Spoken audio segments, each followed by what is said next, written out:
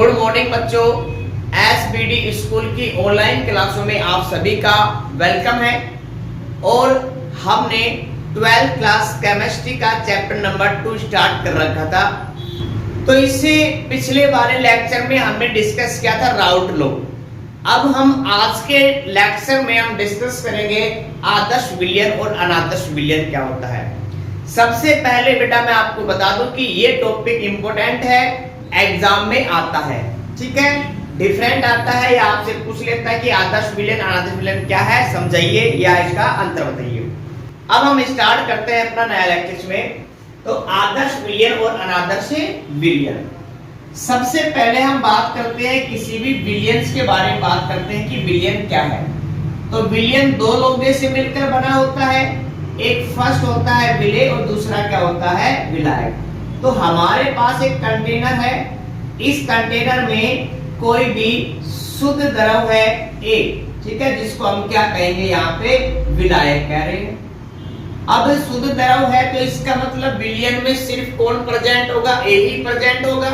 तो यहाँ पे इस विलयन की सतह के ऊपर केवल एक ही क्या प्रेजेंट होंगे, कण उपस्थित होंगे या एक ही क्या पाए जाएंगे, मॉलिक्यूल पाए जाएंगे।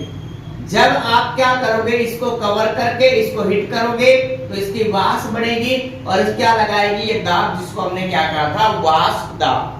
और शुद्ध है इसीलिए इसको हमने क्या बोला था, शुद्ध द्रव का वाष्प दाब, जिसको हमने किससे डिनोट किया था, PA0। क्लियर है।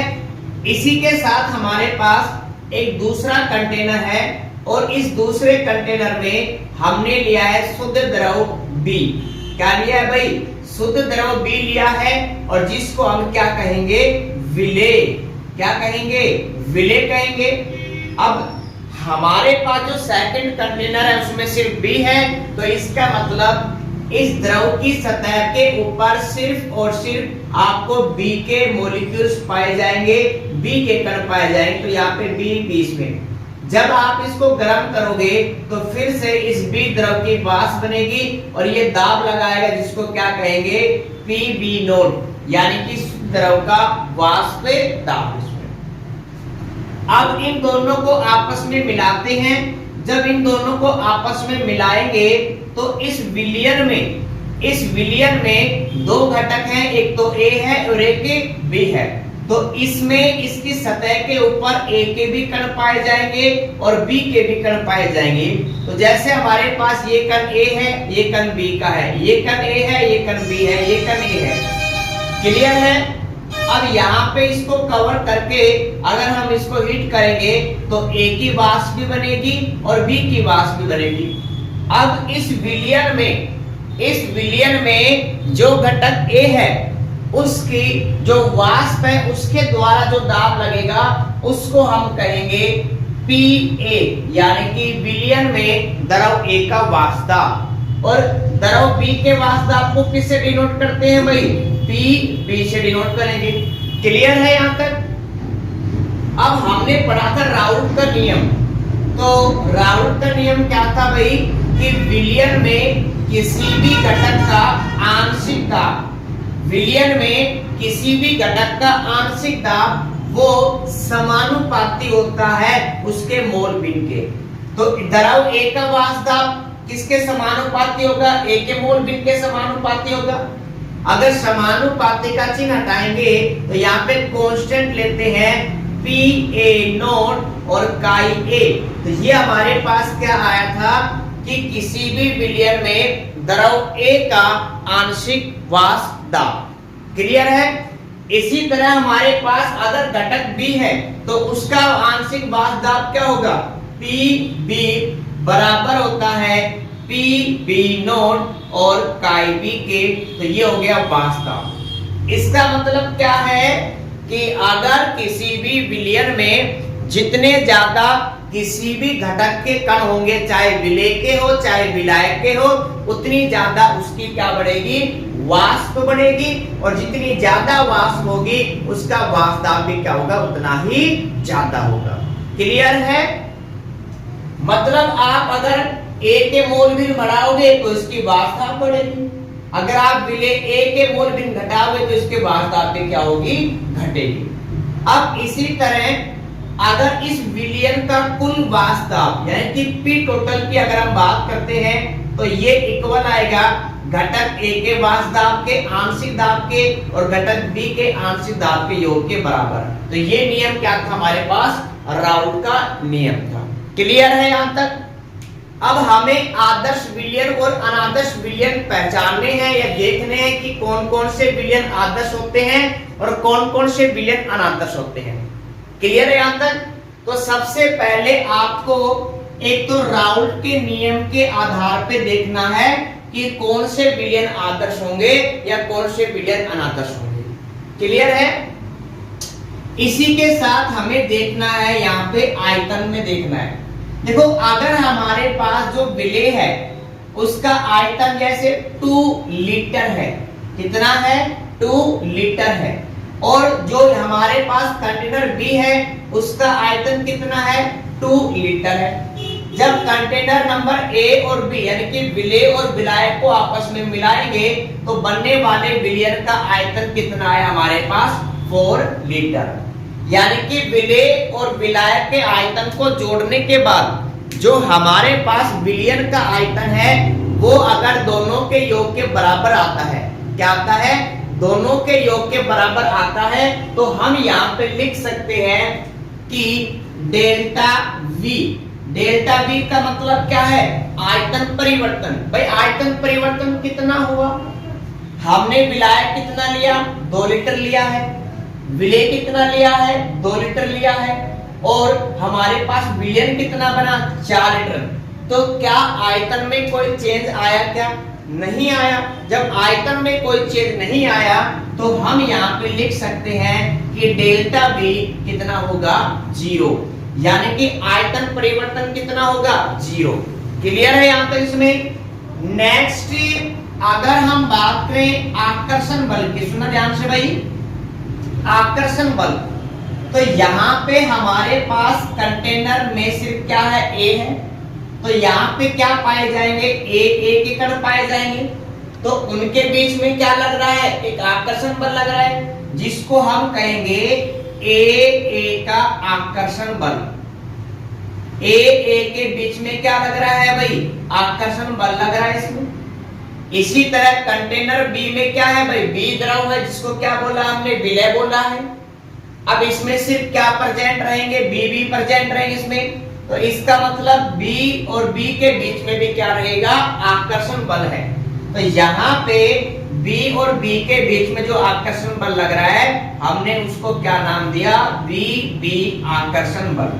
क्लियर है? इसमें मतलब जो द्रव है ना उनके अणुओं के बीच में क्या पाया जाएगा, आकर्षण बल पाया जाएगा। अब इन दोनों को आपस में मिला दिया तो कंटेनर में अब कौन प्रेजेंट है भाई, ए भी प्रेजेंट है।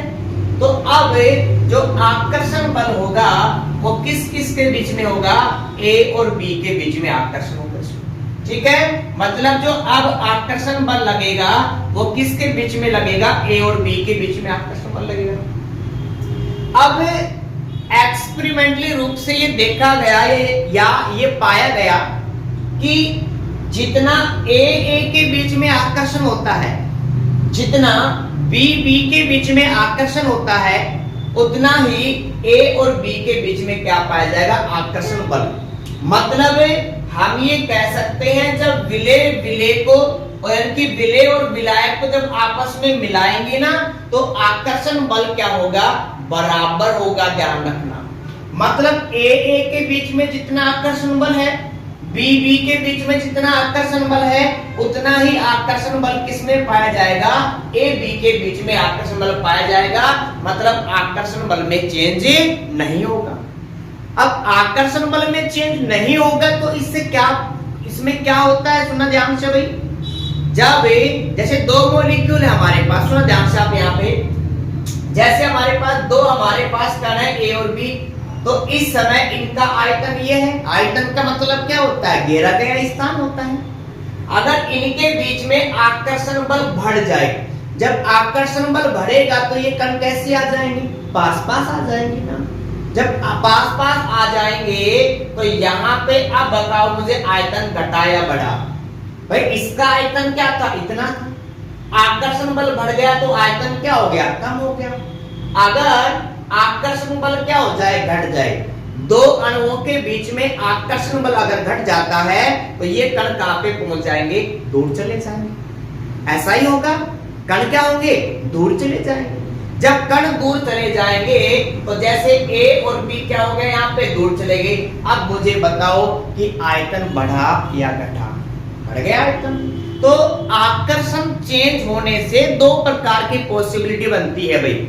अगर आकर्षण बल बढ़ेगा तो आयतन क्या हो जाएगा, घट जाएगा। अगर आकर्षण बल घटेगा तो आयतन क्या हो जाएगा, बढ़ जाएगा। तो यहाँ पे आकर्षण बल में कोई चेंज हुआ है क्या भाई? ए और बी को मिलाने पर आकर्षण बल में कोई चेंज हुआ है क्या? नहीं हुआ। जब आकर्षण बल में ही चेंज नहीं हुआ है तो क्या आयतन में कोई चेंज होगा क्या? नहीं होगा। इसीलिए यहाँ पे हमने जो सेकंड पॉइंट पढ़ा था कि आयतन परिवर्तन क्या होगा, जीरो। क्लियर है यहाँ तक सभी को? नेक्स्ट पॉइंट है, नेक्स्ट पॉइंट नंबर 4 है, सुना ध्यान से यहाँ पे भाई। नेक्स्ट नंबर पॉइंट 4 क्या है कि ए की क्रिया बी की क्रिया अगर आप आपस में कराओगे तो ए का निर्माण होता है, लेकिन क्रिया कराने से पहले आपको ए के बीच में क्या करना पड़ेगा, बॉन्ड तोड़ना पड़ेगा। बी के बीच में आपको क्या करना पड़ेगा, बॉन्ड तोड़ना पड़ेगा। तभी तो आपके पास ए और बी क्रिया करेंगे। और बॉन्ड तोड़ने के लिए किसकी आवश्यकता होती है, ऊर्जा की आवश्यकता होती है। यानी कि हमें इनको क्या देनी पड़ेगी, ऊर्जा। तो बॉन्ड तोड़ने के लिए हम यहाँ पे कोई भी ऊर्जा देंगे, ठीक है, जिसको हम क्या कहेंगे, बंध वियोजन ऊर्जा, बंध वियोजन ऊर्जा। और किसके बीच में बंध टूट रहा है, ए के बीच में। यहां भी आप बी के बीच में बॉन्ड तोड़ोगे तो यहां भी आपको क्या देनी पड़ेगी, ऊर्जा। अब जब ए और बी आपस में मिलेंगे, जब बॉन्ड बनेगा तो ऊर्जा बाहर निकलती है ना। जब ऊर्जा बाहर निकलेगी तो यहाँ पे हमें क्या प्राप्त हो जाएगी, बंद ऊर्जा। मतलब कितनी ऊर्जा हमें बाहर मिली है, तो जितनी ऊर्जा हमने दी, सुना ध्यान से, ए और बी को तोड़ने के लिए जितनी ऊर्जा हमने दी उतनी ही ऊर्जा हमें बंद निर्माण के मिली। तो मतलब ऊर्जा में कोई चेंज हुआ क्या, नहीं हुआ। भाई बॉन्ड तोड़ने के लिए जितनी ऊर्जा दी, बंद बनाओ तो उतनी ऊर्जा मिल गई हमें। तो हम यहाँ पे कहेंगे कि ऊर्जा परिवर्तन यानी कि del H is equal to कितना होगा, जीरो। डेल एच का मतलब होता है एंथैल्पी, और ये ऊर्जा के संबंध में ही होता है, ध्यान रखना। क्लियर है यहाँ तक? तो यहाँ पे ये चीज आपको याद रखनी है। अब सुनना ध्यान से कि आदर्श विलयन क्या होते हैं और अनादर्श विलयन क्या होते हैं। आदर्श विलयन वो विलयन होते हैं जो किसी भी ताप पर और किसी भी सांद्रता पर राउल्ट के नियम की पालना और इन सभी नियम की पालना करते हैं, वो विलयन क्या कहलाते हैं, आदर्श विलयन कहलाते हैं। क्लियर है? मैं रिपीट कर रहा हूं, सुना ध्यान से भाई, कि ऐसे विलयन जो किसी भी ताप पर, मतलब आप टेम्परेचर को घटाओ बढ़ाओ कोई भी फर्क नहीं पड़ेगा, किसी भी सांद्रता पर, मतलब पदार्थ को कितना मिलाओ फर्क नहीं पड़ेगा, तो किसी भी ताप पर राउल्ट के नियम का अगर पालन करता है तो वो विलयन कहलाएगा आदर्श विलयन। अगर राउल्ट के नियम का पालन नहीं करता है तो वो विलयन क्या कहलाएगा, अनादर्श विलयन कहलाएगा। क्लियर है? मतलब आदर्श विलयन के लिए अगर आप इसके विलयन में ए का आंशिक दाब देखोगे तो वो किसके समानुपाती होगा, उसके मोल भिन्न के समानुपाती होगा। मतलब जितने मोल भिन्न होंगे उतना ही उसका वास दाब होगा। अगर बी के अगर वास दाब देखोगे तो वो उसके मोल भिन्न के समानुपाती होगा। मतलब विलय और विलय को जब मिलाओगे तो उसका वास दाब जितना आना चाहिए, अगर दोनों को आपस में जोड़ देंगे वो भी क्या आएगा, बराबर आएगा। और आयतन परिवर्तन कितना होगा, जीरो होगा। ए के बीच में और बी के बीच में आकर्षण किसके बराबर होगा, ए बी के आकर्षण बल के बराबर होगा। ऊर्जा परिवर्तन कितना होगा, जीरो।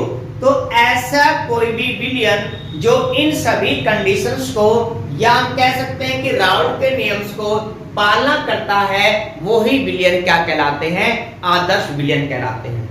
अब आप इसको जल्दी से नोट करो भाई, नोट कर लिया, ठीक है। तो ये हमारे पास था आदर्श विलियन, और जो पालन नहीं करते हैं वो क्या कहलाते हैं, अनादर्श विलियन कहलाते हैं, ठीक है। तो अगर हम बात करें कि आदर्श विलियन के लिए ये कंडीशन है, तो अनादर्श विलियन के लिए क्या होगा भाई, सुना ध्यान से। अनादर्श विलियन, तो अनादर्श विलियन क्या होते हैं, जो राउल्ट के नियम के पालन नहीं करेंगे। मतलब क्या है कि इस विलियन में जो घटक A का वाष्प दाब है वो बराबर नहीं होगा किसके, PA0 काई A के। मतलब जितना आपके पास A मोलबिन है ना, A के मोलबिन है, उसके बराबर नहीं होगा, या तो कम होगा या ज्यादा होगा। तो ये कैसा है, इसमें इक्वल नहीं होगा। इसी तरह PB मतलब B का आंशिक दाब बराबर नहीं होगा, किसके बराबर नहीं होगा, PB0 और काई B के। मतलब जितने मोल बिन्स रहेंगे B के, उतने उसके बराबर नहीं होगा। जब आप A का वाष्प दाब यानी कि PA, B का वाष्प दाब यानी कि PB, इन दोनों को जोड़ देते हो तो भी जो टोटल दाब जो एक्सपेरिमेंटली अगर हम निकालते हैं उसके इक्वल नहीं आएगा। क्लियर है। इसी तरह आयतन परिवर्तन यानी कि डेल V 0 के बराबर नहीं होगा भाई, या तो आयतन बढ़ जाएगा या आयतन क्या होगा, घट जाएगा। इसी तरह A के बीच में जितना आकर्षण बल है, B के बीच में जितना आकर्षण बल है, वो इक्वल नहीं होगा, किसके इक्वल नहीं होगा, AB के आकर्षण बल के बराबर नहीं होगा। अगर हम बात करें ऊर्जा परिवर्तन यानी कि डेल H की बात करें तो डेल H भी 0 नहीं होगा। तो यहाँ पे ये विलियन अगर इन कंडीशंस को पूरा कर रहा है तो आदर्श विलियन है, अगर इनको पूरा नहीं करता मतलब इनके इक्वल नहीं होता है तो वो विलियन कैसा होता है, अनादर्श विलियन होता है। क्लियर है भाई।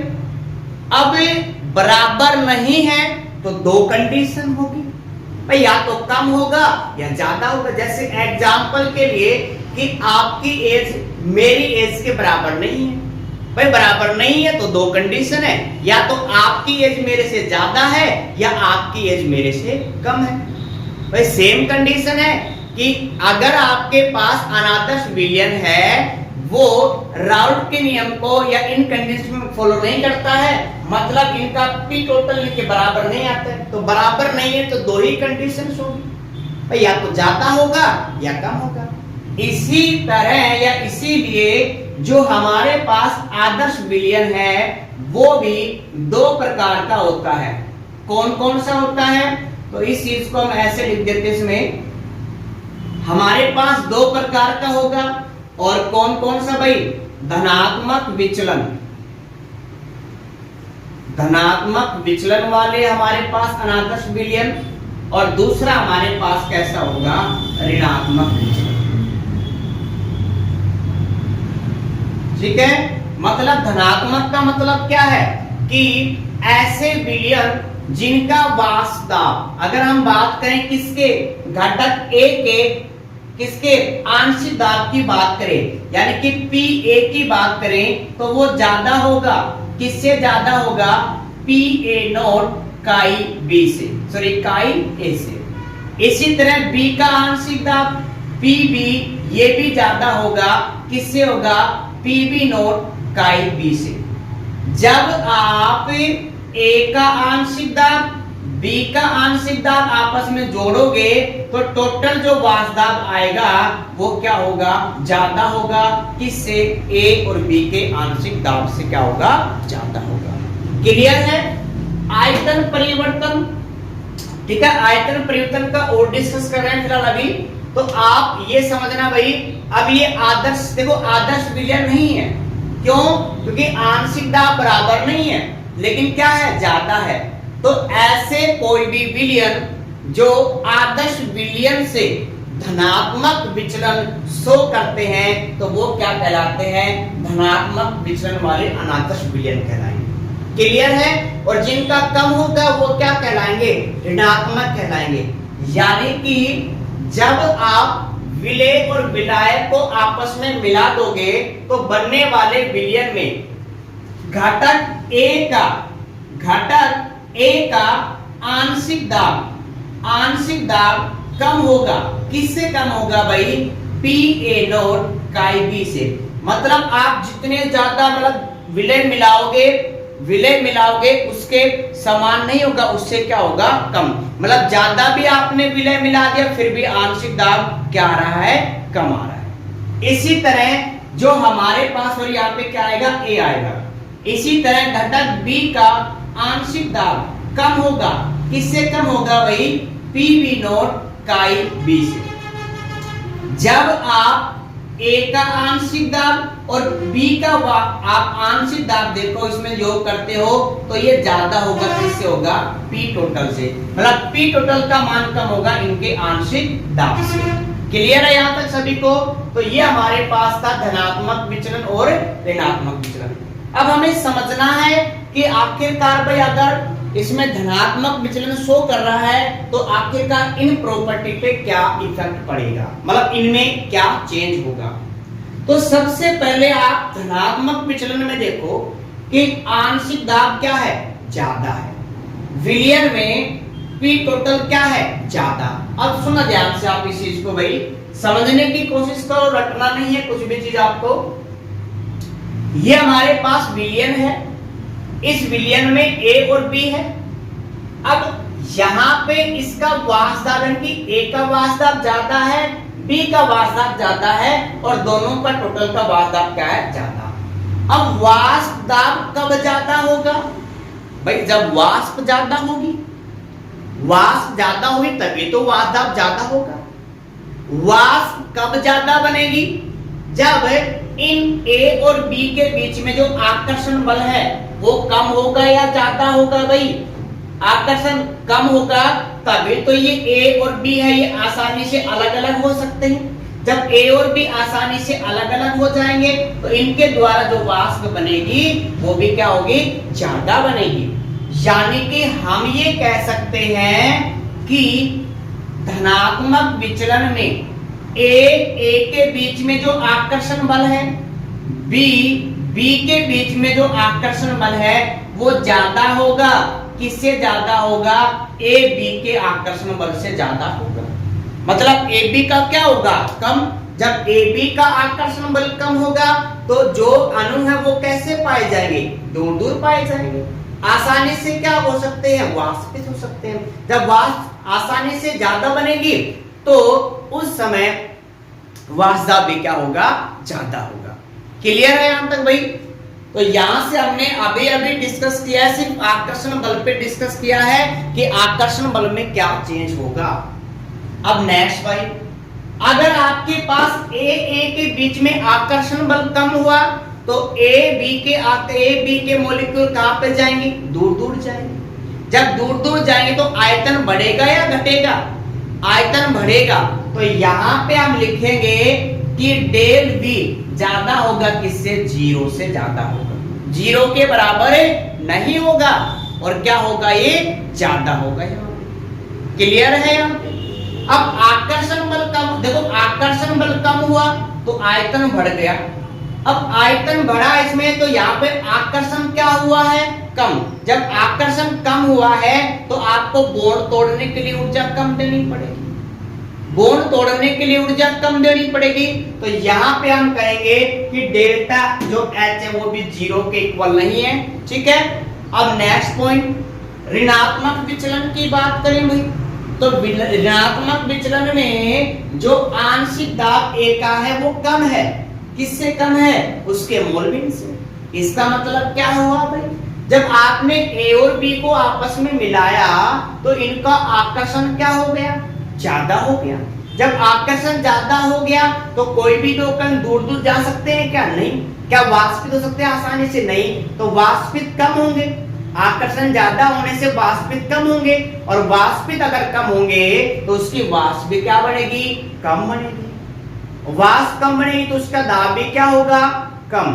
तो इसका मतलब ये है कि जब आपके पास घटक A का वाष्प दाब कम है और घटक बी का वाष्प दाब कम है, टोटल दाब कम है, तो इसका मतलब वाष्प दाब कम इसलिए हुआ है क्योंकि ए और बी के बीच में आकर्षण बल बढ़ा है।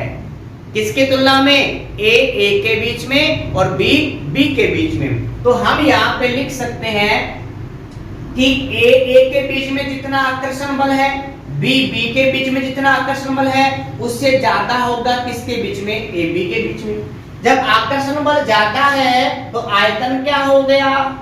आयतन क्या हो गया भाई? घट गया।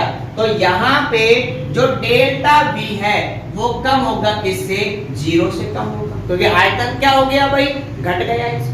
जब आयतन घटा है तो हम ये कहेंगे इसमें, देखो डेल्टा बी क्या लिखा है? 0 से कम है और आकर्षण क्या है? ज्यादा इसमें। तो यहाँ पे हमारे पास क्या हो गया? ऋणात्मक विचलन आएगा। तो धनात्मक विचलन में जो आपके पास राउल्ट का नियम था उससे ज्यादा आपको दाब मिलेगा, ठीक है, और ऋणात्मक में क्या मिलेगा? आपको कम मिलेगा। क्लियर है यहां तक सभी को? क्लियर है भाई? अब हम बनाएंगे ग्राफ, किस किस के बीच में बनाएंगे? वाष्प दाब के बीच में और मोल भिन्न के बीच में बनाएंगे, जैसे हमने बनाया था। किसमें बनाया था भाई? राउल्ट के नियम में। तो एक बार राउल्ट के नियम वाला ग्राफ डिस्कस कर लेते हैं। तो हमारे पास यहाँ पे दो कंडीशन थी। एक कंडीशन फर्स्ट है जिसमें क्या था? काई ए बराबर 0 और दूसरे में क्या था? काई ए बराबर 1। मतलब ए 0 से क्या कर रहा है? बढ़ रहा है। तो जब इसके मोल भिन्न बढ़ेंगे तो इसकी वाष्प भी क्या होगी? बढ़ती जाएगी। वाष्प दाब में क्या होगा? बढ़ता जाएगा। और जिसको हमने क्या कहा था कि पी ए समानुपाती काई ए के। क्लियर है? पी ए समानुपाती किसके है भाई? काई ए के। इसी तरह इस कंडीशन पे था कि काई बी कितना था? 1 था और काई बी यहाँ पे क्या था? 0। मतलब इस समय सिर्फ क्या प्रेजेंट है हमारे पास भाई? क्या प्रेजेंट है? काई बी है। तो इसके मोल भिन्न घटते हैं तो इसकी वाष्प दाब भी क्या होती जाएगी? घटती जाएगी। तो यहाँ पे हमने क्या लिखा था कि पी बी समानुपाती किसके होगा? काई बी के। भाई ए का वाह यहाँ पे बी है तो इसका शुद्ध वाष्प दाब क्या होगा? P B naught. यहाँ पे सिर्फ ए है तो इसका वाष्प दाब क्या होगा? P A note. अगर इन दोनों को जोड़ दें तो ये आएगा P total is equal to P A plus किसके आएगा? पी बी के। तो ये हमने पढ़ा था किसमें? राउल्ट के नियम में। अब सुनना ध्यान से भाई, धनात्मक विचलन में ए का आंशिक दाब ज्यादा है किससे? इसके मोल भिन्न से। तो ए का आंशिक दाब ज्यादा है तो सिर्फ आपको क्या चेंज करना? सुना ध्यान से, ये वाला ग्राफ तो तब आया था जब वाष्प दाब समानुपाती था मोल भिन्न के, तब आया था। लेकिन अब की बार वाष्प दाब क्या है? ज्यादा है। तो यहाँ पे ए का वाष्प दाब ज्यादा है तो ए के लिए ग्राफ कौन सा? ये है। तो सिर्फ आपको करना क्या है? आपको इतना ग्राफ बनाना था। उसके बाद ज्यादा का मतलब देखो, ये तो किसके अकॉर्डिंग है? आदर्श विलयन के अनुसार इसमें, यानी कि जब बराबर है तो ज्यादा का मतलब कहां पे मिलेगा? ऊपर। अगर मैं कहूं कम है तो कहां पे मिलेगा? नीचे। तो धनात्मक विचलन में वाष्प दाब ज्यादा है। देखो ये वाष्प दाब क्या है? ज्यादा है, इसके बराबर नहीं है। ये बराबर वाला है, ये इससे ज्यादा है। क्लियर है? तो यहाँ पे लिख सकते हैं कि पी ए का वाष्प दाब ज्यादा है किससे? काई ए से। क्लियर है? इसी तरह देखो ये हमारे पास किसका है? बी का है। अगर बराबर होता तो ये वाली लाइन आती। अब क्या है? ज्यादा है। तो ज्यादा का मतलब क्या होगा? इससे ऊपर होगा ये ऐसे। तो यहाँ पे क्या आएगा? पी बी ज्यादा है किससे? ज्यादा है काई बी से। जब आपने ए का और बी का वाष्प दाब जोड़ा है तो टोटल क्या आया? ज्यादा आया ना। तो यहाँ पे भी क्या होगा? ये इससे ज्यादा होगा। तो यहाँ पे लिखेंगे P टोटल ज्यादा है किससे? P1 प्लस किससे? P2 से। तो चेंज क्या करना है? सिर्फ आपको ग्राफ क्या बनाना है? ऊपर बनाना है। क्लियर है?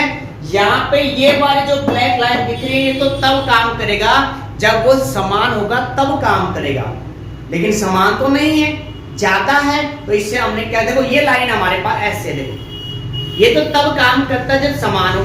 अब ज्यादा है तो ये लाइन ऊपर चली जाएगी, कम है तो ये लाइन कहां पे चली जाएगी, नीचे चली जाएगी। तो ये हमारे पास ग्राफ है, किसके लिए है भाई, ये हमारे पास जो ग्राफ है ये है धनात्मक विचलन के लिए।